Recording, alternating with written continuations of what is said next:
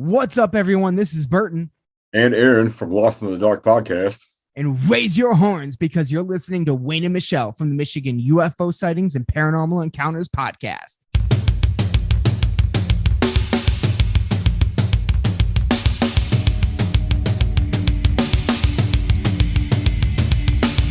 Welcome to the Michigan UFO Sightings and Paranormal Encounters podcast. Coming to you from the glacial dumping grounds known as the Michigan Basin. I'm Michelle. And I am Wayne. And we are a Michigan-based husband and wife educator and podcasting duo that after having a UFO sighting in March of 2018, have started to examine UFOs and other paranormal topics within Michigan and beyond. Topics include UFOs, the paranormal, conspiracy theories, ghosts, alternative history and archaeology, cryptids, and all things strange and paranormal.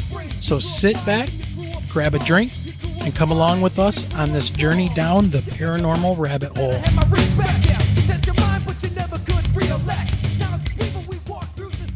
Hey everybody, what's going on? Hello everyone. Michelle, where are we at now? Episode what? Oh, this is episode 16. Episode 16. And what are we calling this one? This one we are calling The Weary Traveler. Ooh, yes, The Weary Traveler. Because who do we have on tonight? We have Richard Syrett. You guys are going to love this episode.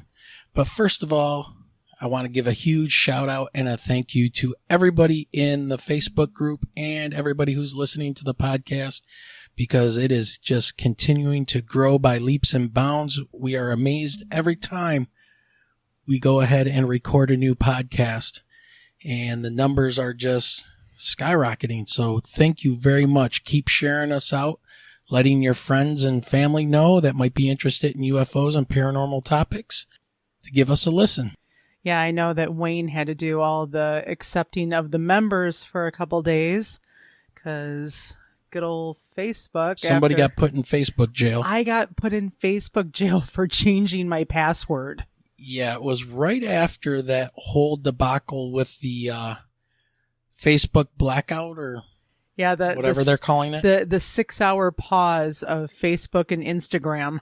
Yeah, so I got paused for 2 additional days. Mental note, if Facebook goes down for any length of time, do not change your password when it comes back up. You might get banned. Get put in Facebook jail. Facebook jail. You were just an innocent bystander. This is where we should have like the sound of clinking bars. So, Michelle, I think we have a story tonight for Communication Corner. Is that true? We do. We've got a story from a young lady by the name of Chloe. So if you have a story you would like to tell, we would like to talk to you.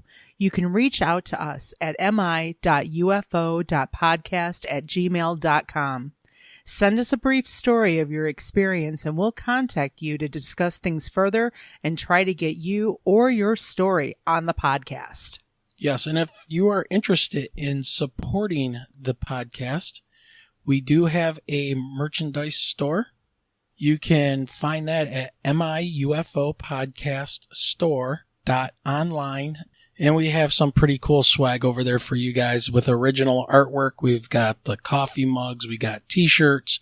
You name it, it's over there. So go ahead and check that out. You want to rock out with an alien on the front of your shirt. Everybody wants an alien on the front of their shirt. So once again, that's miufopodcaststore. That's all one word, .online.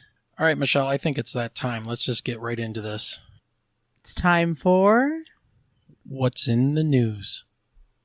What is in the news? In the news today, we've got massive comet as large as a small planet barreling toward our solar system. Only in 2021. Right, I think it's saying hold my beer. Oh, this is definitely 2020, hold my beer, I got this. So a massive comet so large that scientists had previously mistaken it for a dwarf planet, like Pluto, is hurling through space toward our solar system and is expected to arrive in about 10 years, new research revealed. The Bernardinelli-Bernstein comet is estimated to be 60 to 120 miles across, 1,000 times larger than a traditional comet.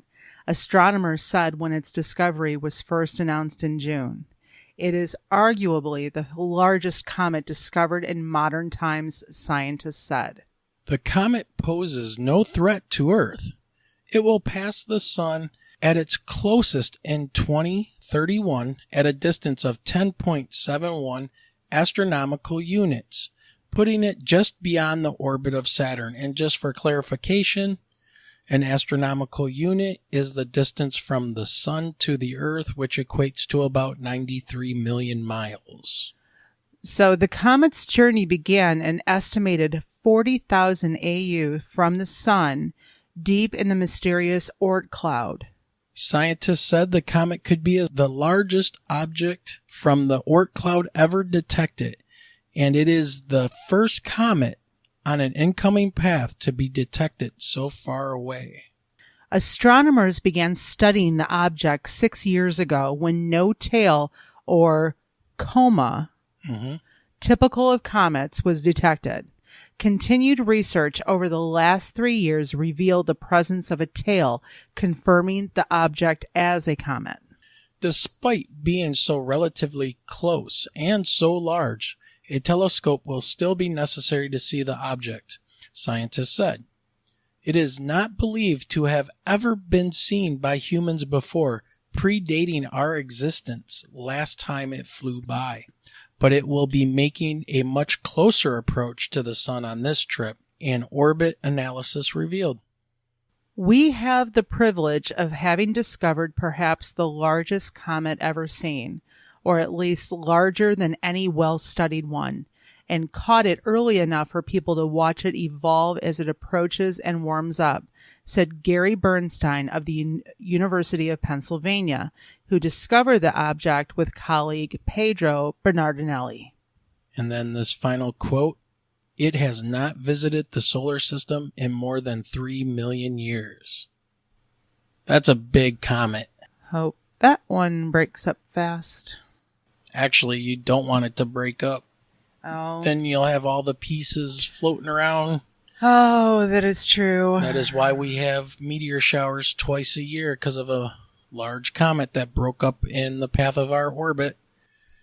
So please just go on by, stay away from Saturn. But if it gets too close to those bigger planets like Jupiter or Saturn, that gravity is going to work on that comet and start breaking it apart. But we'll see how that goes. We got 10 years. Let's not worry about it now.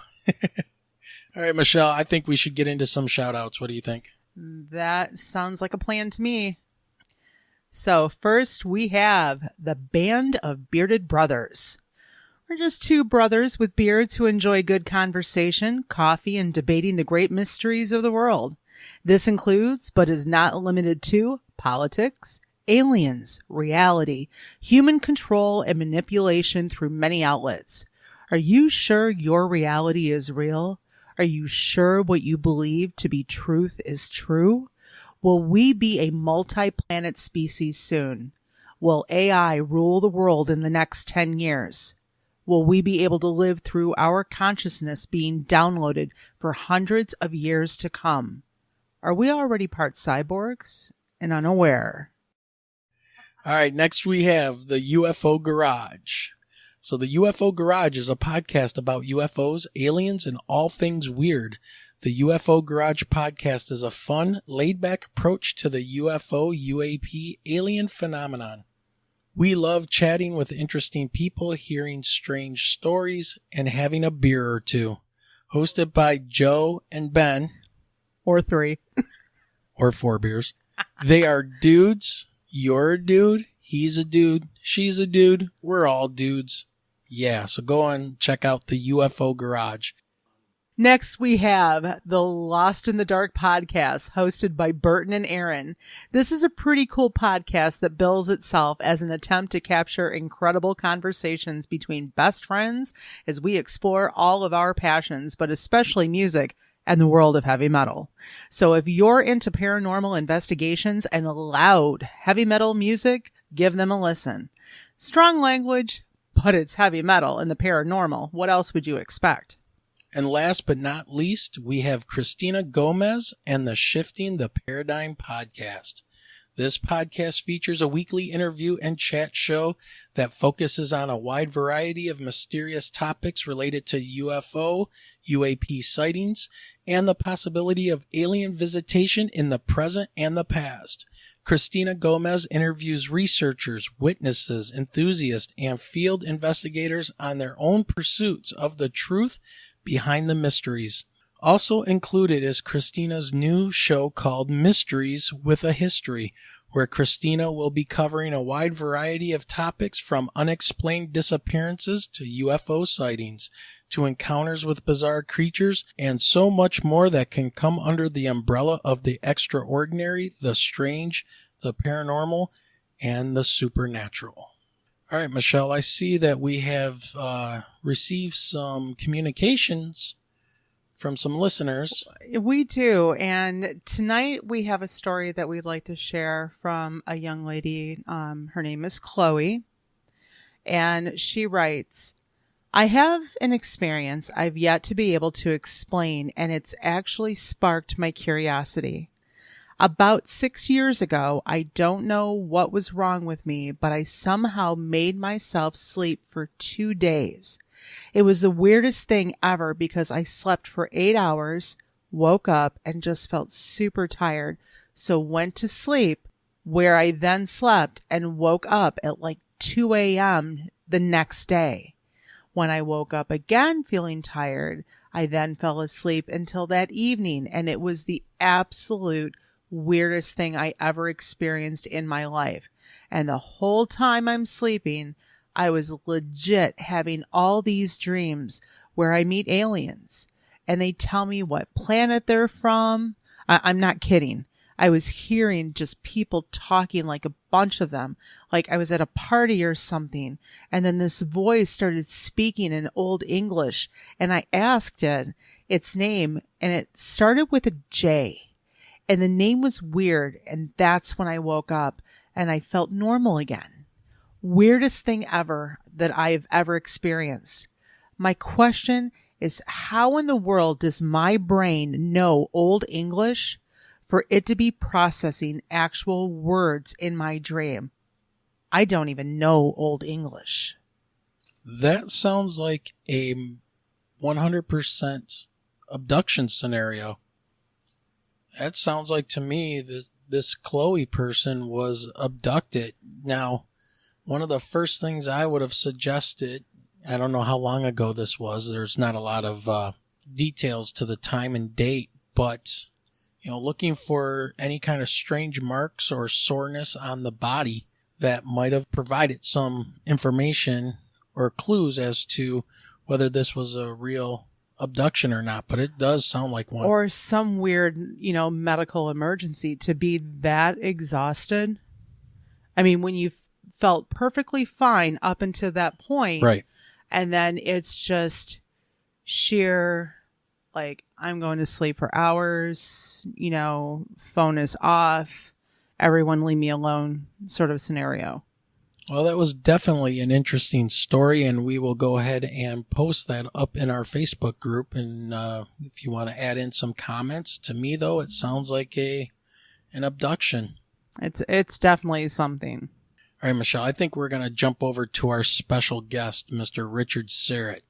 This is fantastic. I was so excited to get a radio show and podcast host who is also an occasional weekend host of the awesome Coast to Coast AM radio show. And like he's going to tell everyone, this sounds like it's going to be his last podcast interview. Yeah, he did mention that our show was going to be the last interview that he does because he is so busy with his podcast and his weekend radio show that this was going to be the last one that he did. So we are super grateful and thankful that Richard could take some time for us and come on our little podcast and talk to our audience and us about his views and some of the things that he's learned on the UFO subject. So it was really fantastic. So Michelle, why don't you go ahead and tell us a little bit about Mr. Richard Syrett? Absolutely. An accomplished teller of spell-binding tales and a fixture on Toronto airwaves for 2 decades, this veteran broadcaster made his bones as a keen interviewer in the arena of the unexplained. Richard is a regular guest host on Coast to Coast AM, the most listened to late-night radio program in the world. He is also the host of his own weekly syndicated radio program, The Conspiracy Show, heard in about 40 markets across North America. His TV program, also called The Conspiracy Show, aired across Canada, Australia, parts of Europe, and Africa for 4 seasons. In 2013, he co-starred in a pilot for the Discovery Channel in the U.S. called The United States of Paranoia, which investigated claims of electronic harassment and mind control. His popular podcast, Conspiracy Unlimited, garners nearly 400,000 unique downloads per month. Previously, he was the creator, writer, and host of the critically acclaimed podcast, The Rock and Roll Twilight Zone, on Westwood One and the Chris Jericho Podcast Network. He is a much sought-after expert on all things unexplained and has appeared on numerous TV series, including William Shatner's Weird or What, National Park Mysteries, and Freak Encounters. So, ladies and gentlemen, without further ado, let's welcome Richard Syrett to the show. All right, ladies and gentlemen, on the podcast today, we have with us, straight out of his audio imaginarium, a weary traveler hanging his cloak on a peg and grabbing a stool to gather around our fire. He has stories that need to be told, and he is among friends. It is my honor and privilege to welcome Mr. Richard Syrett to the podcast. Richard, thank you for joining us. Thank you for such a wonderful introduction. Thank you, Wayne and Michelle. Great to be here. We are so happy to have you on. And one of the first questions, and I know that you are very busy, and we can't thank you enough for taking the time out of your busy schedule to come on our show, but I want to jump right into this. What was it that pulled you into the conspiracy, paranormal, UFO, UAP realm? What is your why? You're going to be disappointed, I think. I've never seen a UFO. I've never been abducted by aliens, as far as I know. Since I started the show, now upon reflection, I've had a couple of paranormal encounters, and time permitting, we can talk about those paranormal experiences or unexplained experiences. But my original entree into this field was really based on self-interest and kind of a mercenary consideration. I was an on-air and off-air talk show producer for a number of years before I got behind the microphone, and I was producing current affairs, the news. A provincial budget would come down, and I had to round up guests, and or there'd be a teacher strike or whatever was happening in the news. That's what we talked about on a blowtorch station up in Canada, CFRB, 50,000 watts. It was a heritage station, been on the air since 1927. In those days, in the early 90s, AM radio meant something. It was a big deal. And that was one of my first jobs right out of college. And so that was sort of the environment in which I learned and developed my skills. And I worked with some real luminaries up here in Canada, broadcasting legends, really. So I was very fortunate. And then I was handed a Sunday night show by the program director. They had this philosophy. They wanted to promote people from within, which was terrific. And so here I was, my very first talk show on North America's 5th largest radio market. And I had to figure out, what am I going to do with this 2 hours every Sunday night? And I didn't want to talk about what everyone else was talking about on the station, which was the news and current affairs. Not that that's not important. It's vitally important. But there were people that had been in the business for 50 years that were doing it far better than I could ever imagine doing it. And so I had to figure out, slowly it kind of evolved. And in dribs and drabs, the supernatural, the unexplainable, the conspiracies kind of insinuated themselves into the show. And finally, I just realized this is what people want to hear. Other than my little humble chat show on a Sunday night in Toronto, there wasn't much else. There was Art Bell, of course. He was it. And I knew about Art Bell. I listened to Art Bell. He was, to me, he was like the consummate broadcaster. It didn't matter what he was talking about. It was the way he talked about it. I always say this, but I could listen to Art Bell read the telephone directory and I would have been captivated. That's the skill set that he had. And, but aside from that, so he was providing a service to the audience. You know, radio is the manufacturing business. What do? You manufacture an audience. So he was manufacturing a huge audience in this field. And up here in Canada, aside from Art Bell, that audience was not being serviced. There was a huge interest. And I remember, you know, as a kid watching Leonard Nimoy's In Search Of, and, you know, watching cinema, ghost stories and things like that. And so I just eventually kind of tapped into that. So again, it wasn't born out of a personal experience, but then later in later years, I reflected back and I realized, oh, I've had some strange things that happened to me. Why hadn't I thought about them until now? Why did I suddenly kind of just remember those now? In 1986, a few days after we buried my father, who died on New Year's Eve, 1986, I was in my bedroom, home from Christmas break from university. And suddenly I realized there was a presence in the room. I rolled over and saw this specter coming through the bedroom door, rather. And it was wearing my sweatshirt. I recognized the decal, the glow in the dark. It was a luminescent decal. In the pitch dark, I could see it. And just to make a long story short, I didn't believe it was happening. I called out to it. The only other person in the house was my mother. It wasn't her. I closed my eyes. I opened my eyes again. Now I'm staring up at the ceiling, and floating parallel to me, stretched out sort of horizontally above me, was my doppelganger. It was me. And I waved my arms, rubbed my eyes, waved my arms, and it just dissipated. And then it got sucked into a tiny, in a corner of the room, and it was gone. And wow. So I've kind of, grappled with that over the years. And I guess maybe I pushed it deep down inside and just kind of forgot about it. And then it wasn't until many years later, when I was doing a radio program, I thought, yeah, now I've had an experience. And more recently, my late partner, we had a radio project that was in the works, which later evolved into a podcast called the Rock and Roll Twilight Zone. Our Gary Patterson was a rock and roll historian. And in the months leading up to his death, we were working on this radio project, and we were getting close to landing our first radio station.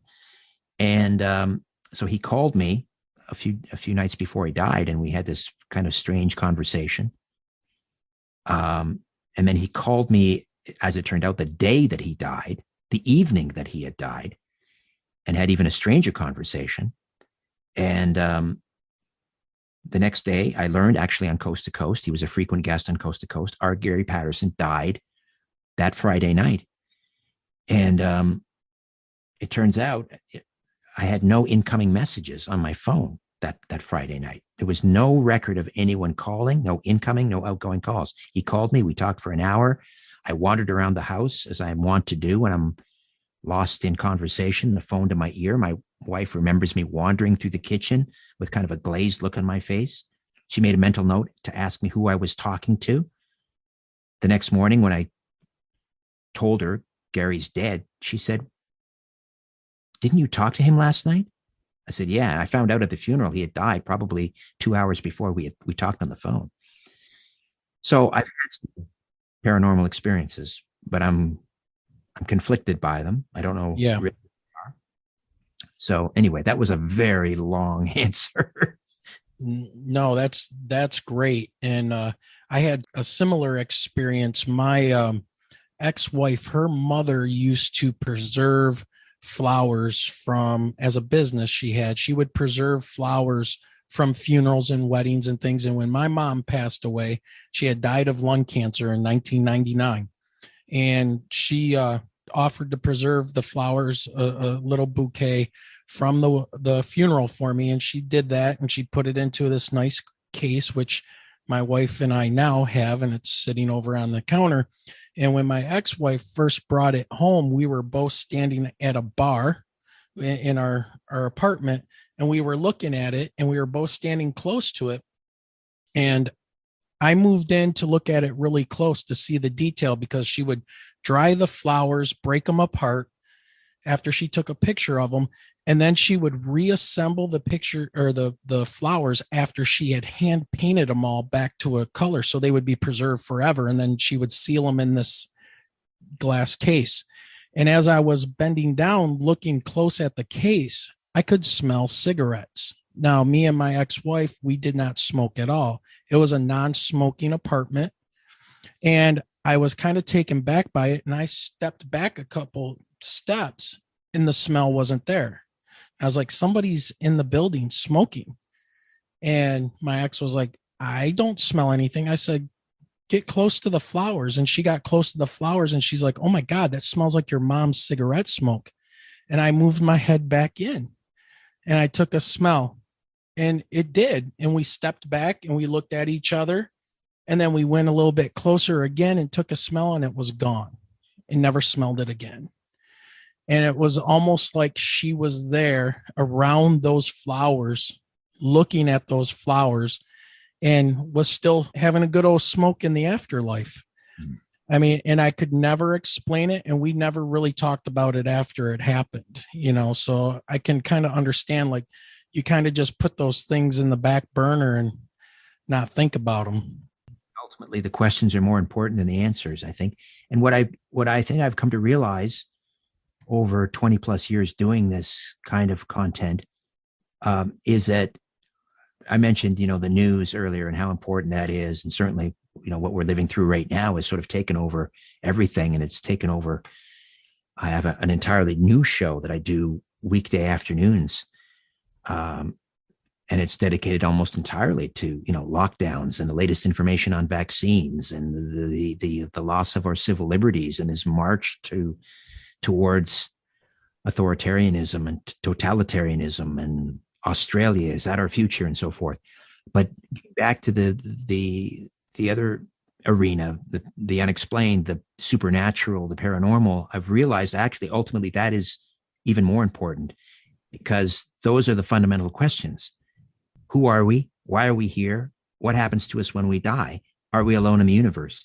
Those four questions really are the be all and the end all, right? That's all that matters. Yep. Everything else that's happening to us as we live out our spiritual lives on a physical plane, is school. It's kindergarten, including COVID. Yeah. Well said. So, thinking of all the people that you've talked to or that you've interviewed, who has either made you the most nervous to talk to, or the one that you found the most fascinating to talk to?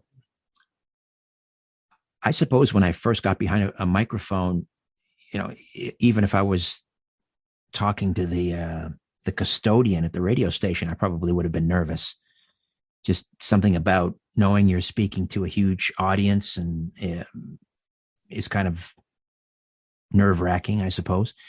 But after you become comfortable behind the microphone and you're not thinking about the number of people listening, or you're not even, in many cases, even sitting across from somebody. It's just this discarnate voice coming through the ether. So that takes away a lot of the anxiety or intimidation. I mean, I've talked to, political leaders, cabinet ministers, leaders of federal parties, celebrities, rock stars and so forth. I don't Maybe it's a product of getting older. I don't, or maybe it's a question of, having your priorities kind of straight. And that takes, I guess, a level of maturity. I don't get nervous talking to people. Well, then which ones were you most excited to talk to or most fascinated about talking to? Yeah, that's always the Lollapalooza question. I know you start saying, actors and actresses and rock stars. Yeah. It's probably not who you think. It's not kind of the bigger they are, the more excited you get. It's who it depends on what they're bringing to the table. I've talked to like whistleblowers, former FBI agents, or former, Pentagon officials. And it's not who they are, it's what they are and what they have to say that is, I think, the most exciting or the most compelling. But I don't know if I can give you a specific name. I mean, I have my favorites, people that I just think are always full value whenever they come onto the show. Whatever they say, I know it's going to be good. It's going to be captivating. It's going to be compelling. And I kind of call it my pantheon. Jim Mars was certainly one of those people. Ruled by Secrecy and Alien Agenda and Crossfire, one of the foremost JFK assassination researchers. And I got to know Jim a bit. We had dinner a few times. He was always fantastic. John Rappaport. I don't know if you know John. No More Fake News. He was nominated for a Pulitzer Prize. He's a really solid journalist. He's over 80 now, but his energy is boundless, and he writes a blog at No More Fake News that is just incredible. It's hard to get him on the show now because he's just, he realizes his timeline is short and he just needs to get the information out. So, but John Rappaport is certainly in the pantheon. On the UFO beat, and I know that's your beat, people like Richard Dolan, who is I don't know if he was a Rhodes Scholar, but he was a Rhodes Scholar candidate. He's just a top-notch writer and historian. And let's see, who else? I had Dr. Edgar Mitchell on, Sixth Man to Walk on the Moon. Got to know Paul Hellyer quite a bit. Paul was the former Deputy Prime Minister of Canada and Defense Minister. We just lost him a month ago, 2 months ago. He was on the program many, many times. Highest ranking G7 cabinet official, I guess, at that time, back in, what was it, 2005, to talk about the fact that UFOs are real as the planes flying over your head, he said. Yeah, so there've been some greats. I've been very fortunate. It sounds like it.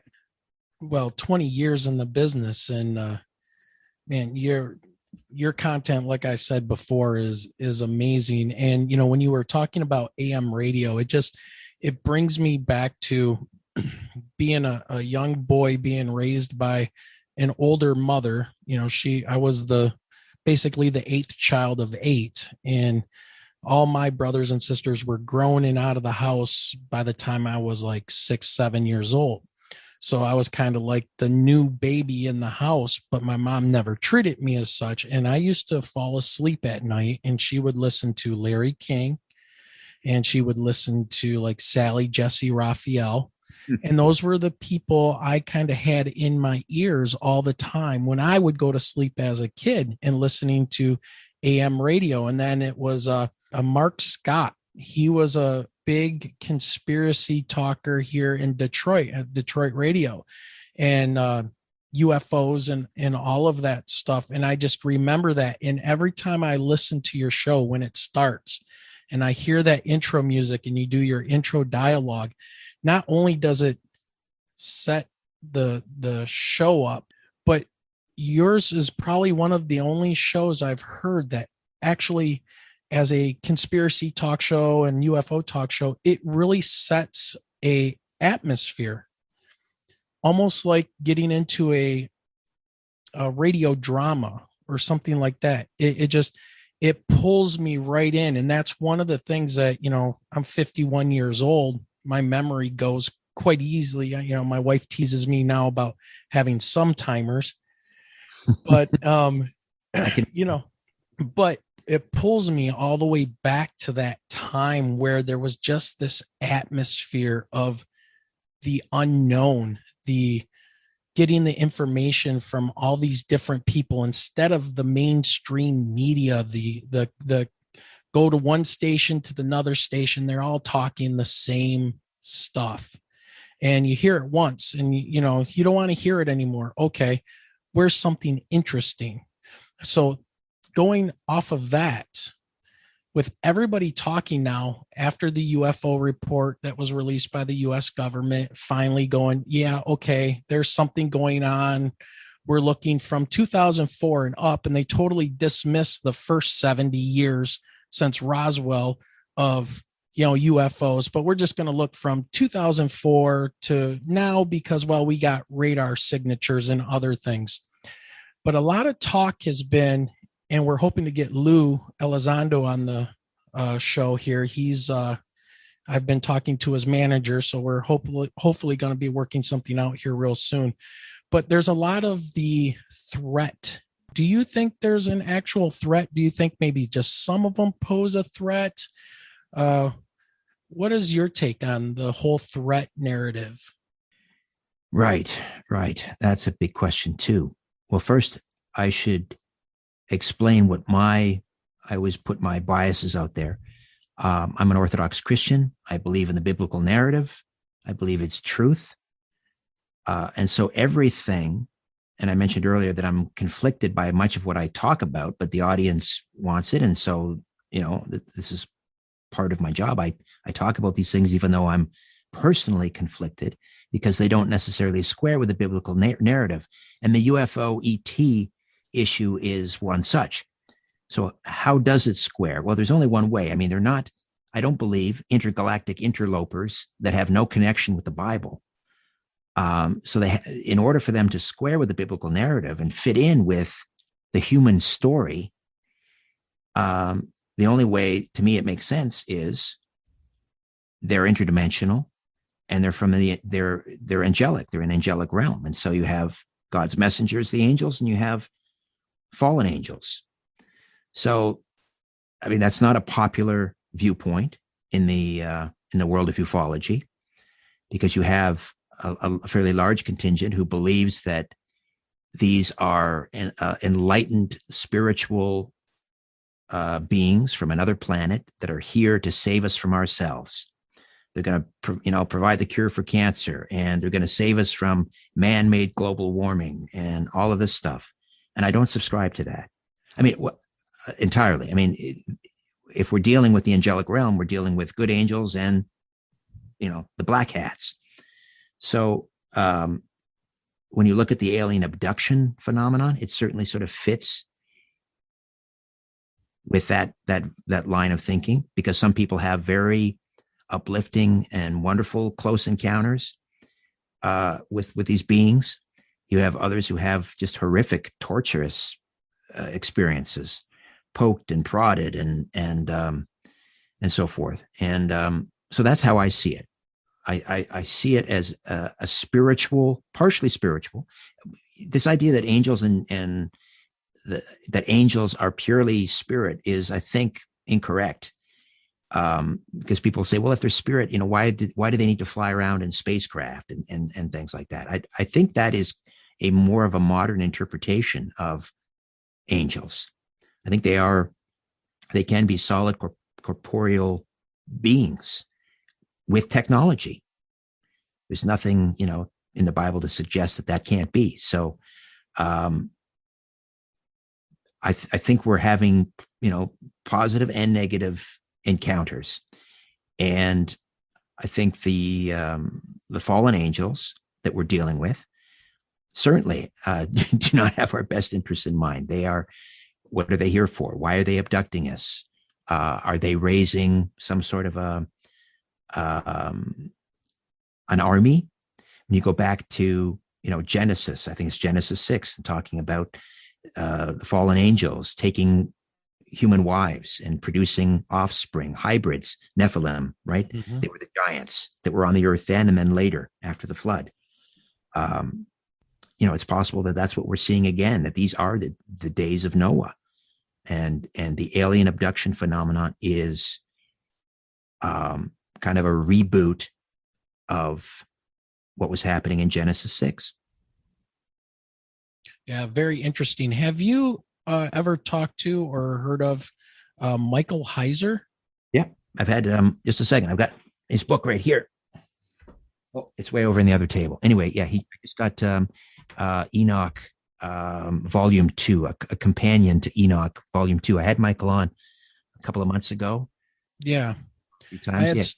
I had stumbled upon his writings and stuff. He's a biblical scholar, very knowledgeable person, and he breaks down the whole, what is Satan and the shaitan and, the adversary and the shiny ones. And I have one of his books and I can't recall the name of it, but it was fascinating because that's basically his stance as well, was that these beings are some type of interdimensional being, that it's either for good or bad, maybe the angel demon type of reference. But my thing is, on the flip side of that, if these things are good and going to save ourselves from, or save us from ourselves, then why don't they just make an appearance and tell us that we're doing something wrong, who they are, and really why all the secrecy, that, and when you're secretive, you're being covert. It seems like to me, that's when you're up to something nefarious. So why not show yourselves and tell us, hey, you're flying around in spacecraft. I'm sure you can speak our language or find a way around it. Why not tell us, hey, you guys are burning up the planet with global warming, or your nuclear weapons are, very dangerous, or whatever the case may be. So, that's where I kind of shake my head and go, I don't think they're benevolent. I think they're indifferent. I think they're just here. And there's different ones. Like, we've interviewed people from Michigan here that were experiencers that have all seen, like my wife and I have all seen these triangles that are massive. We saw one hovering above the road. It had to be 300 feet on a side. It blacked out the sky. It was solid black, and it was like absorbing light from the street lights below it, almost like a camouflage type of thing, so you wouldn't see it. It made no noise. Nothing. It sat there. And as we went around and got on the expressway, I had the most intense sense of dread ever. She's asking me, when did our military get something like that?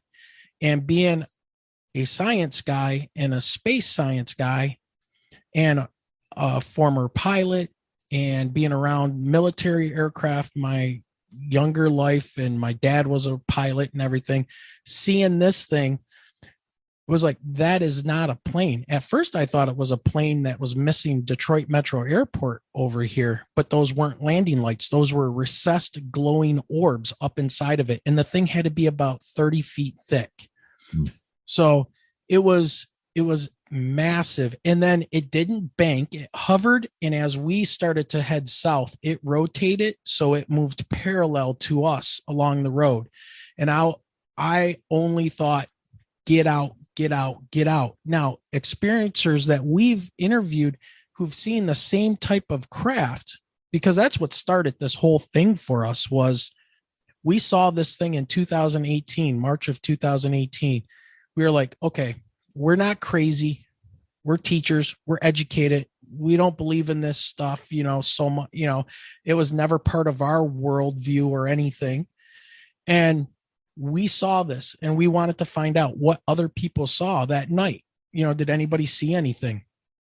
And we started getting all these stories in, and 4,000 members on our Facebook group later, we were like, maybe we should start talking about this. And then we met these experiencers who saw these triangles, and they were getting messages as they were driving by these things that were saying, get away, you don't belong here.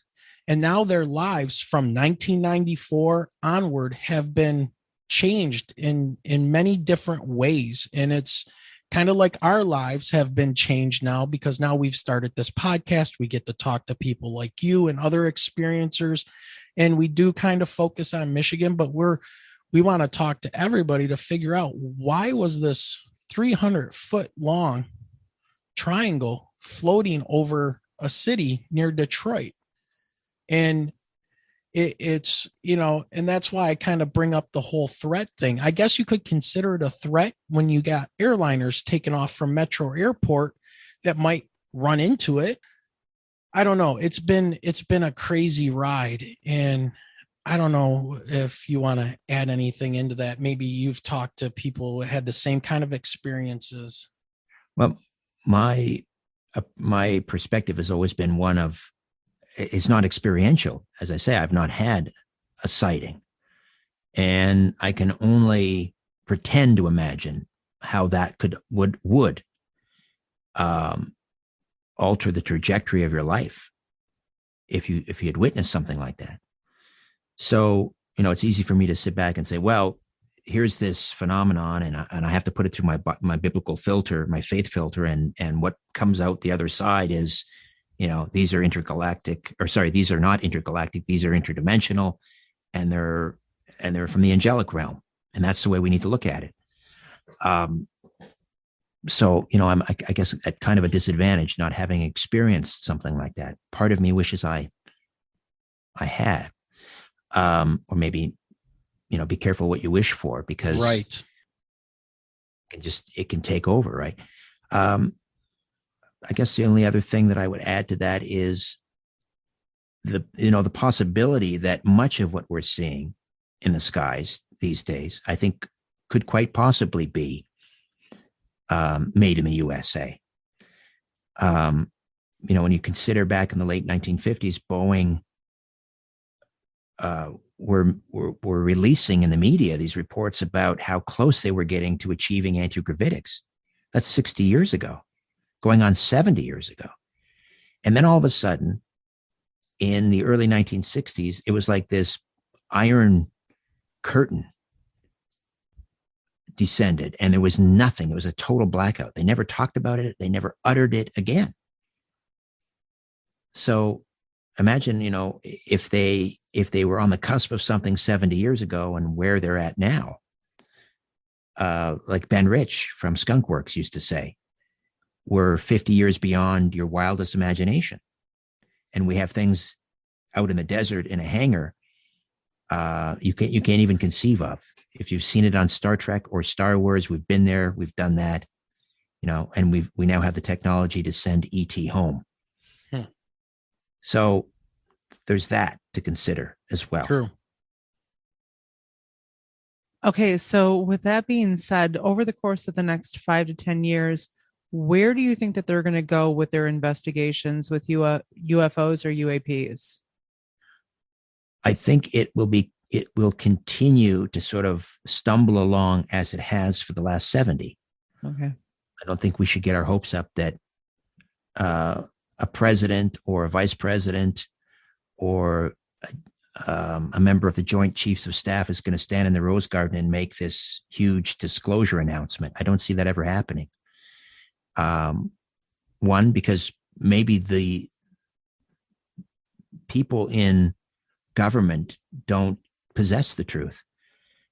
Maybe, after Roswell in 47, the technology was kind of handed over to the private sector. It's all very limited access projects where even the head of intelligence for the Joint Chiefs of Staff doesn't have a right to know. And we've had recently revelations that a former, one of the top ranking military officials in the country stumbled onto some Black Ops program, tried to get read in, and he was told, no, you don't have a right to know. So I don't see that forthcoming from government anytime soon. But also maybe more to the point in what I was talking about, this being more of an element of spiritual warfare in the biblical narrative, it is unknowable to people who are by and large materialists and are just totally dismissive of, who we are, what we are, why we're here, and the human story and sort of the storyline, the story arc of the human story and where we're headed. They won't even go there. So for them to try to come to terms with these intelligences, these interdimensional intelligences, and what they truly are, is just, beyond their capability, perhaps, or their willingness to go there. Switching gears a little bit to Canada, we had Johanna James on from the UK talking about ancient technologies, and she does a lot of these tours. She's an actress and a comedian, but she does tours over in Egypt looking at the evidence for high technology. But Canada does, and the reason I bring her up is because we were talking to her about UFOs, and she's like, UFOs are not very big over here in the UK. And I was like, well, okay, well, there's Rendlesham Forest and things like that. But as a younger person, she hasn't been exposed to them so much. And she was also stating the fact that the sky at night over in London is so light polluted and pollution and stuff, they can't see the sky very well anyways. Is there like a UFO case that stands out to you in Canada that you would like everybody in the States to know about, like our Roswell? Yeah, it would probably be Shag Harbor, the Shag Harbor UFO incident, which took place in Nova Scotia in 1967, which is kind of an interesting year because there certainly was a UFO flap throughout North America in 1967. So you had Shag. 1966 was huge here in Michigan. Right. So much so that J. Allen Hynek came out and he made everybody look like fools and said it was swamp gas. Yeah. Project Blue Book.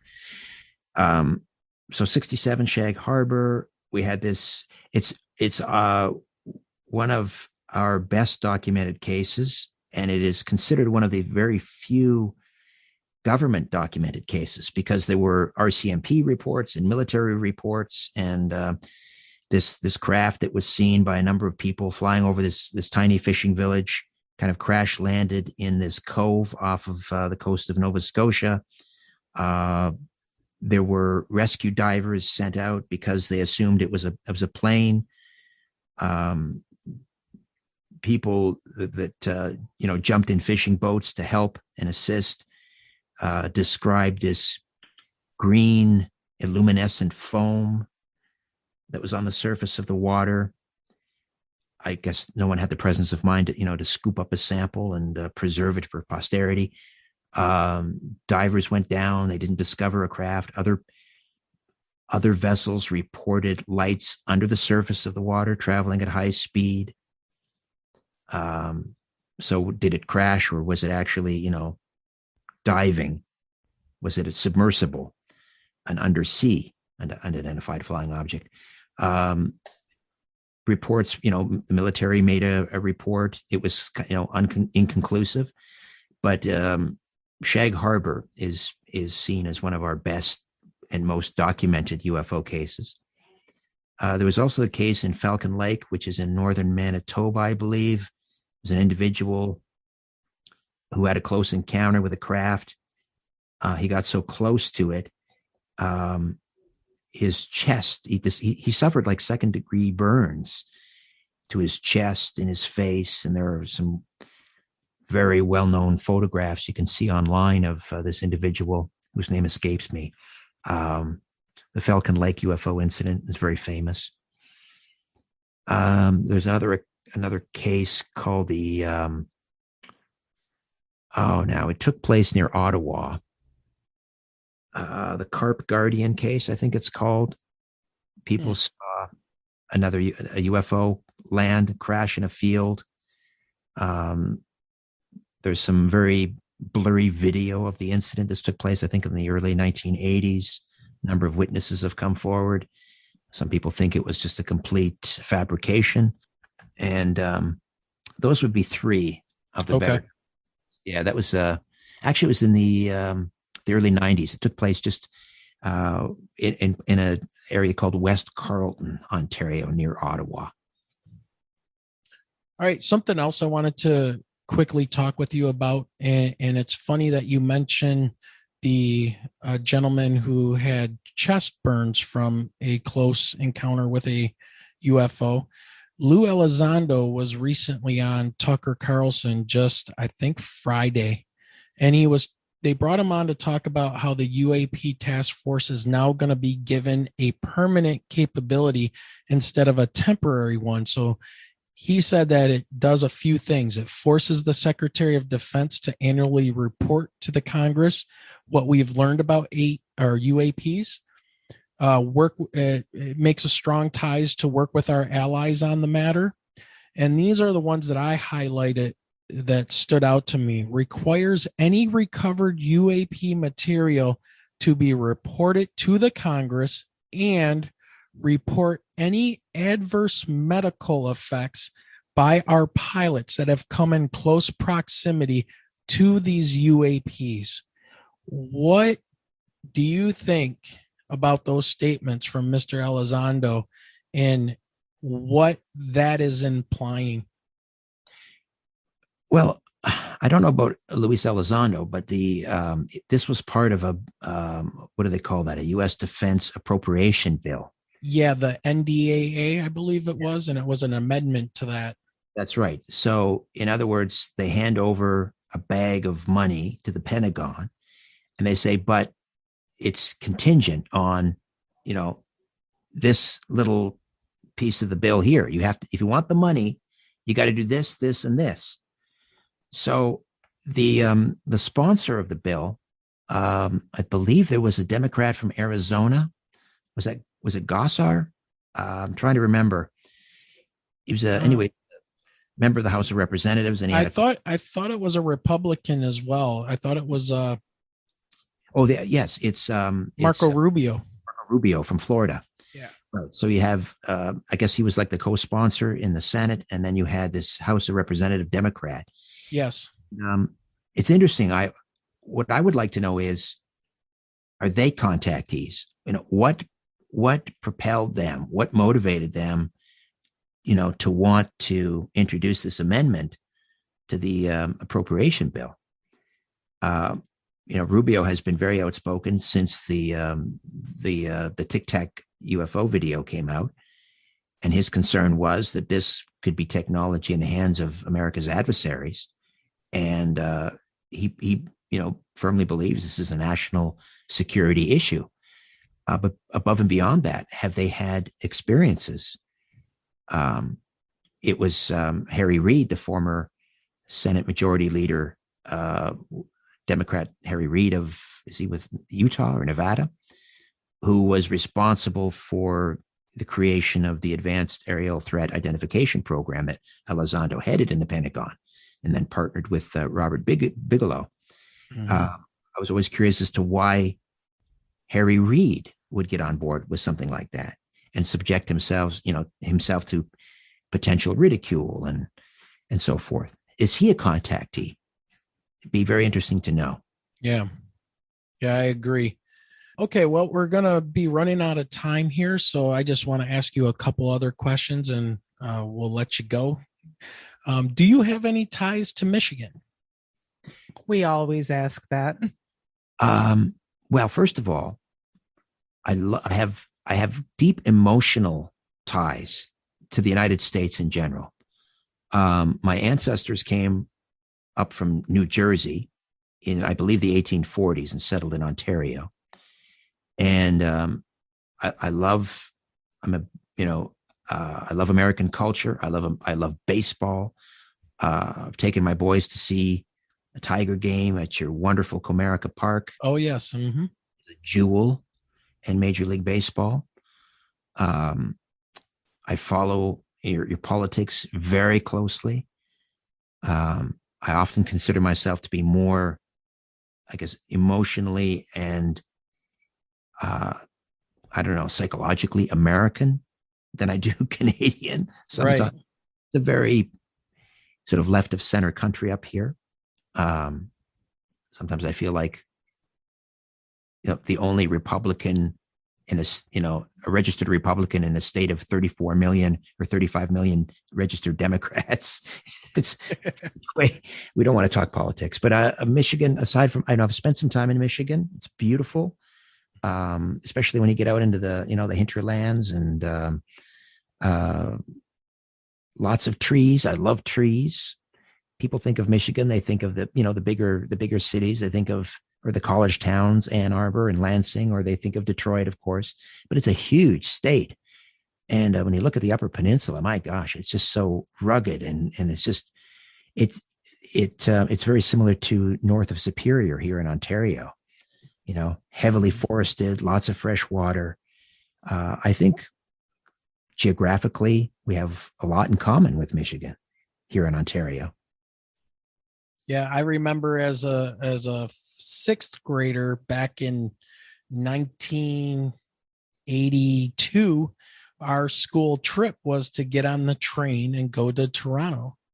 And we spent a weekend there as sixth graders running around downtown Toronto. That's how it was back in the day when you could take a school full of sixth graders. There was 2 classes of us, so probably about 60 kids and a couple parent chaperones, and we got let loose on the streets of Toronto, and I just remember everybody just being so cool and gracious and very nice with all of us, and staying in a hotel room. And I could just imagine what the other guests were thinking when 60 kids show up. That must have been a Michigan thing, going to Toronto in 6th grade, because my 6th grade did the same thing.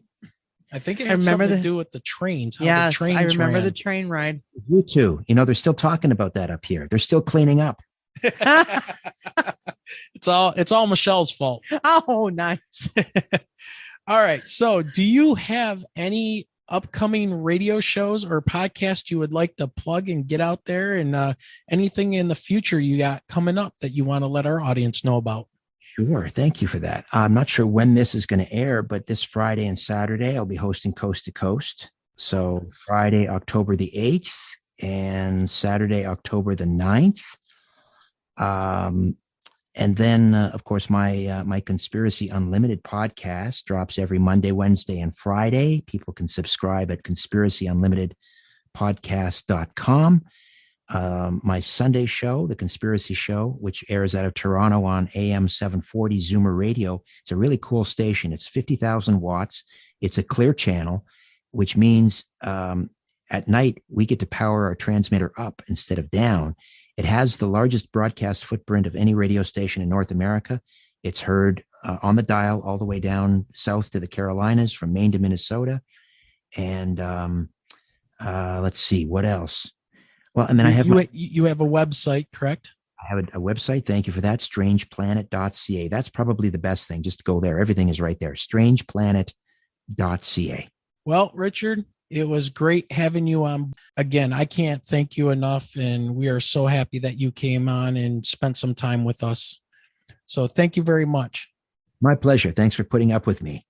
Not only a very interesting conversation, but the tone of Richard's voice is so melodic. He is the absolute best when it comes to being a storyteller. Well, and not just that, but after studying English and studying theater and all of the public speaking classes and diction classes, just hearing his voice, the way that he presents himself, and the stories behind the name.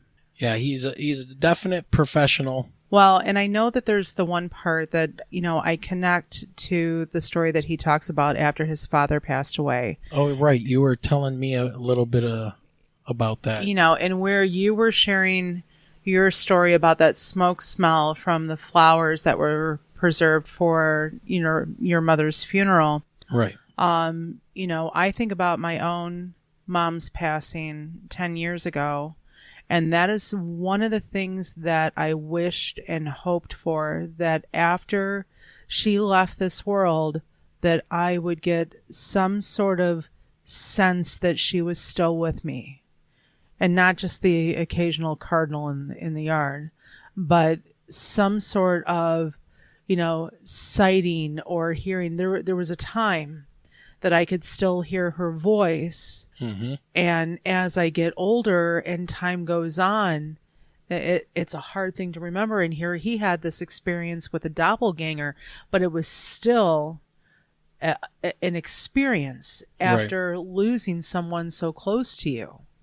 Yeah, it was a really moving story. And then when I experienced that smell around my mother's flowers, and it was really bizarre. And I remember too, not shortly after that, I had a strange, it was a very horrifying and terrifying dream about my mother being locked away in her mausoleum and fighting and screaming and trying to kick her way out of it. It was one of the most horrific dreams, and I think that scarred my brain because I can't forget that dream.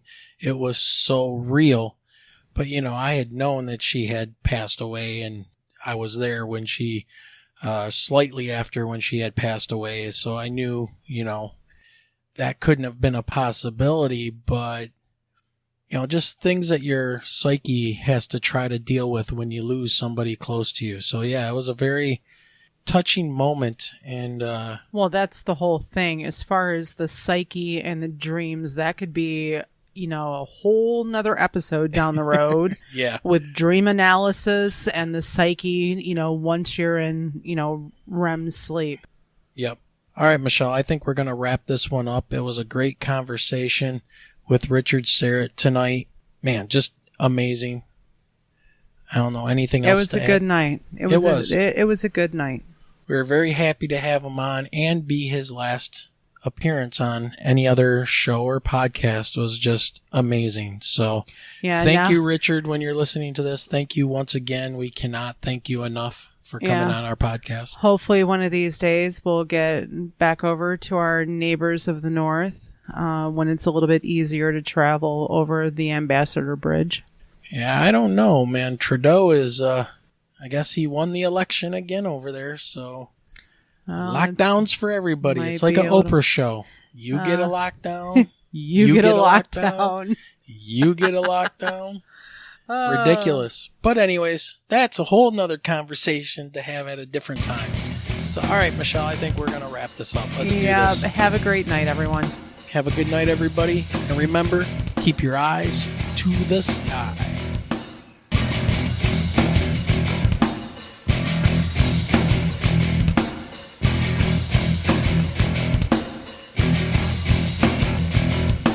You have been listening to the Michigan UFO Sightings and Paranormal Encounters podcast. You can reach us at mi.ufo.podcast@gmail.com.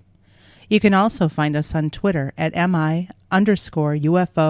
and join our Facebook group by searching for Michigan UFO Sightings and Paranormal Encounters. So until next time.